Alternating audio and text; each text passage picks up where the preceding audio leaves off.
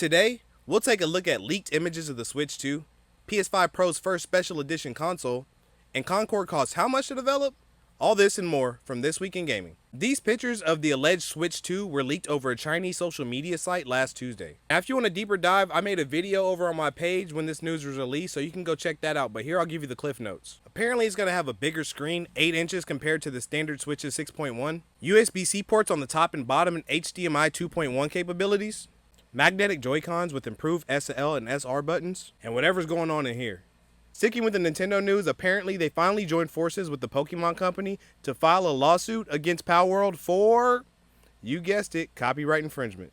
Their brand new game, Zelda Echoes of Wisdom, also just had its entire story leaked online this week, 2 weeks before its release date. What do you guys think those lawyers are going to do when they're done with the Palworld devs? They also revealed that Splatoon 3 will no longer be receiving any updates. Moving on to more positive news, Shovel Knight will receive a concert in its honor, with 2 US dates in New York and LA set for early 2025. Darksiders 2 is getting a next-gen update, set to release October 15th for $30, or it'll be free if you already own the last-gen version. However, if you pre-order, you get it half off. That's either brilliant or shady or both. I guess we'll see. There was also an ESRB rating for Horizon Zero Dawn's remaster that leaked online, and while it hasn't officially been announced, it may soon. According to reputable leaker Jeff Grubb, PlayStation will be holding a state of play later on this month, which is where we might also see their next big live service game, Marathon, from Bungie. Marathon will also release with a $40 price tag, just like PlayStation's most successful live service shooter, Helldivers 2, and their biggest flop, Concord.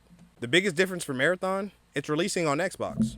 Speaking of PlayStation, they released their 30th anniversary collection with special editions of their standard and PS5 Pro consoles, plus all these peripherals. And if you want to know more about that, I got you. Lastly, on PlayStation, we just recently found out that they locked down the 1-year exclusive for Silent Hill 2's remake. EA also broke down a lot of their future plans in an investor call this week, including what they're calling a return to form for their Battlefield series. Their game director for the next Battlefield said they'll be staying in a modern setting, and they'll also be getting rid of operators and returning to a class system. He also stated that they'd be returning to the 64-player battles, stating that he'd rather the battles be more dense and action-packed than wide open and boring. They also announced that they're well into development on the next and last Jedi Survivor game, as well as announcing that The Sims 4 would be their last numbered title and a shift to the live service model for the franchise. We also found out that Concord cost $400 million to develop, and that it was internally referred to as the future of PlayStation. I wonder how they feel about that now. As a reminder, Concord servers were shut down 2 weeks after release, and everyone who purchased the game was issued a refund. Speaking of dying shooters, XDefiant is absolutely not dying. Confirmed. Starfield got a 9-minute deep dive video over its new Shattered Space expansion, set to release later this month.